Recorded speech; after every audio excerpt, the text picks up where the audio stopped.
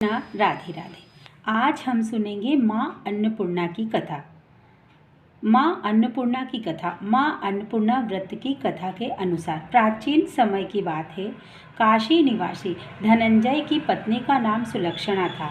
उसे अन्य सभी सुख प्राप्त थे, केवल निर्धनता ही उसके दुख का एकमात्र कारण था और यही दुख उसे हर समय सताता रहता था।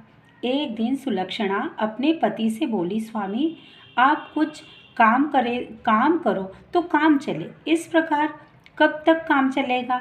खाली आप कब तक बैठे रहेंगे? सुलक्षणा की बात धनंजय के मन में बैठ गई और वह उसी दिन विश्वनाथ शंकर जी को प्रसन्न करने के लिए बैठ गया और कहने लगा कि हे देवाधिदेव विश्वेश्वर, मुझे पूजा पाठ कुछ भी करना नहीं आता है। मैं तो केवल आपके भरोसे ही बैठा रहता हूँ। इतनी विनती करके वह 2-3 दिन तक लगातार भूखा प्यासा विश्वनाथ के मंदिर में ही बैठा रहा। यह देखकर भगवान शंकर ने उसके कान में अन्नपूर्णा अन्नपूर्णा अन्नपूर्णा इस प्रकार 3 बार कहा। यह कौन क्या कह गया? बस इसी सोच में धनंजय पड़ गया कि मंदिर से आते ब्राह्मण को देखकर वह पूछने लगा, पंडित जी अन्नपूर्णा कौन है? तब ब्राह्मण ने कहा, और धनंजय, तू तो अन्न छोड़कर बैठा है, इसीलिए तुझे हर समय अन्न की ही बातें सूझती है। जा घर जाकर अन्न ग्रहण कर। धनंजय अपने घर गया। जाकर पत्नी से सारी बात कही। तब वह बोली, नाथ चिंता मत करिए, स्वयं भगवान शंकर जी ने यह मंत्र दिया है और वे स्वयं ही खुलासा भी करेंगे। आप किसी से जाकर उनकी आराधना करें। पत्नी के कहे अनुसार धनंजय फिर पहले दिन की तरह ही जाकर पूजा में बैठ गया। रात्रि में भगवान शंकर जी ने आज्ञा दी, कहा कि तू पूर्व दिशा में चला जा। अब धनंजय अन्नपूर्णा नाम जपता रहता। हर समय वह अन्नपूर्णा। वह चलते चलते रास्ते में फल खा लेता था और झरने का ही पानी पी लेता था। इस प्रकार कितने ही दिन बीत गए। लगातार वह चलता रहा। वहाँ उसे चांदी से चमकते वन की शोभा देखने को मिली। सुंदर सरोवर देखने को मिला। उसके किनारे कितनी ही अप्सराएं झुंड बनाकर बैठी थी। एक अप्सरा कथा कहती थी और सब माँ अन्नपूर्णा इस प्रकार बार बार कहती थी, यह अज्ञान मास की यह उजियाली रात्रि थी और आज से ही माँ अन्नपूर्णा का व्रत भी करना प्रारंभ हो रहा था। जिस शब्द की खोज करने बाहर निकला था वहाँ उसे वही शब्द सुनने को मिला। धनंजय ने तब उनके पास जाकर धीरे से पूछा, हे देवियों, आप यह सब क्या कर रही हो? तब उन सब ने कहा, हम सब माँ अन्नपूर्णा का व्रत कर रही हैं। व्रत करने से क्या होता है और क्या यह व्रत किसी ने किया था? इसे कब किया जाता है, कैसे किया जाता है? कृपा करके आप मुझे बताइए। इसकी विधि क्या है? मुझसे भी कहें। धनंजय के कहने पर वे अप्सराएं कहने लगी, इस व्रत को कोई भी कर सकता है। 21 दिन व्रत करने के लिए 21 गांठ वाला सूत लेना चाहिए। 21 दिन यदि न कर पाएं तो 1 दिन का ही उपवास करें और यह भी ना करें तो केवल कथा सुनकर ही प्रसाद ले लें। निराहार रहकर कथा कहें। कथा सुनने वाला कोई ना मिले तो पीपल के पत्तों को रखकर पीपल के पत्ते के ऊपर सुपारी रखकर एक धागे में 11 गांठ लगाएं।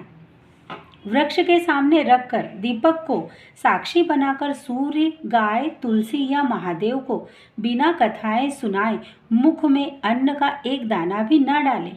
यदि भूल से भी कुछ मुख में पड़ जाए तो फिर 1 दिवस का उपवास और बढ़ाएं। व्रत के दिन क्रोध ना करें और झूठ ना बोलें। अप्सराओं के द्वारा विधि बताने पर धनंजय बोला, फिर बताइए इस व्रत के करने से क्या होगा? तब वे कहने लगी, अप्सराएं, इसके करने से अंधे को नेत्र मिल जाते हैं, लूलों को हाथ मिल जाते हैं, निर्धन के घर में धन का भंडार भर जाता है, बांझन को संतान मिलती है, मूर्ख को विद्या मिलती है और जो जिस कामना से इस व्रत को करना चाहता है माँ उसकी सभी मनोकामनाओं को पूर्ण करती है। धनंजय कहने लगा, बहनों, मेरे घर में भी धन नहीं है, विद्या नहीं है, कुछ भी तो नहीं है मेरे पास। मैं तो दुखियारा ब्राह्मण हूँ। मुझे इस व्रत का सूत दोगी क्या आप? हाँ भाई, तेरा कल्याण हो, हम तुझे सूत जरूर देंगे।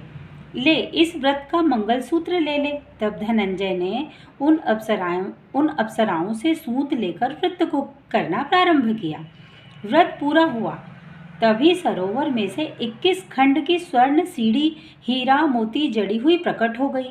धनंजय अन्नपूर्णा, जय अन्नपूर्णा कहता जाता था। इस प्रकार जाने कितनी ही सीढ़ियां वहां उतरता गया। तब अंदर जाकर उसने क्या देखा कि करोड़ों सूर्य से प्रकाशमान मां अन्नपूर्णा का मंदिर है। उसके सामने स्वर्ण सिंहासन पर मां अन्नपूर्णा विराजमान है। सामने भिक्षा है तो शंकर भगवान खड़े हैं। देवांगनाएं चवर ढुला रही है। कितने ही हथियार बांधे पहरा दे रही हैं। धनंजय दौड़कर मां जगदम्बा के चरणों में गिर पड़ा। देवी उसके मन का दुख जान गई। धनंजय हाथ जोड़कर कहने लगा, हे माता, आप तो अंतर्यामीन हैं। आपको मैं अपनी दशा भला क्या बताऊं? आप तो सब कुछ जानती हैं। तब माता बोली, तुमने मेरा व्रत किया है, जा, संसार में तुझे सत्कार मिलेगा। माता ने धनंजय के जिह्वा पर बीज मंत्र लिख दिया। अब तो उसके रोम रोम में विद्या प्रकट हो गई। इतने में क्या देखता है कि वहाँ काशी विश्वनाथ के मंदिर में खड़ा है। माँ का वरदान लेकर धनंजय घर आया। अपनी पत्नी सुलक्षणा से सारी बात कही। माता जी की कृपा से उसके घर में धन संपत्ति के भंडार भर गए। छोटा सा घर बहुत बड़ा आलीशान महल बन गया। जैसे शहद के छत्ते में मक्खियां जमा हो जाती है, उसी प्रकार अनेक सगे संबंधी आकर उसकी बढ़ाई करने लगे।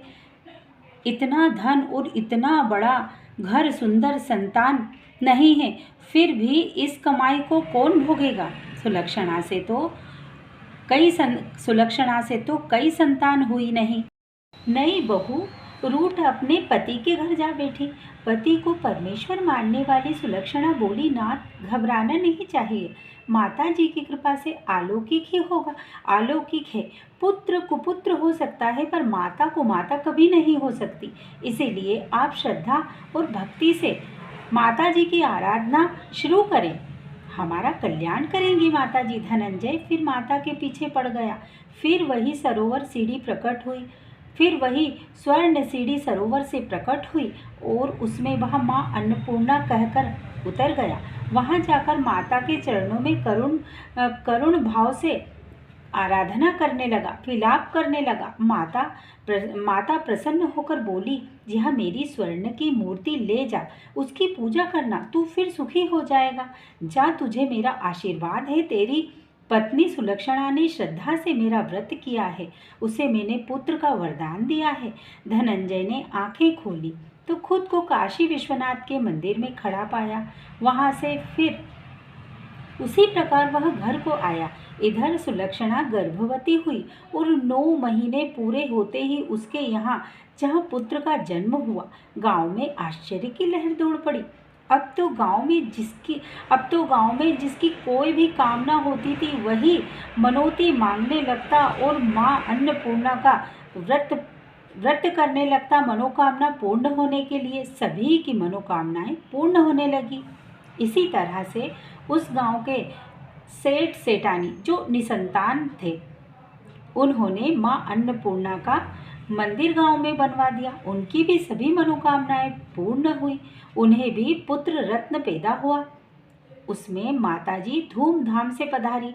यज्ञ हुआ और धनंजय को मंदिर का आचार्य पद मिल गया। जीविका चलाने के लिए मंदिर में दक्षिणा और रहने के लिए बड़ा सुंदर सा भवन भी दे दिया गया। धनंजय पत्नी और पुत्र सहित वहां सुख से रहने लगा। माताजी के चढ़ावे में भरपूर आमदनी होने लगी। इधर नई बहू के पिता के घर डाका पड़ गया, सब कुछ लूट गया और वे भीख मांगकर अपना पेट भरने लगे। सुलक्षणा ने जब यह सुना तो उन्हें बुलावा भेजा और उनके आने पर उन्हें अलग घर में रख लिया और उनके अन्न वस्त्र का प्रबंध भी कर दिया। धनंजय, सुलक्षणा और उसका पुत्र माताजी की कृपा से आनंद से रहने लगे। माताजी ने जैसे उनके भंडार भरे वैसे सबके भंडार भरे। सभी प्रेम से बोलिए, जय माँ अन्नपूर्णा, जय माँ अन्नपूर्णा।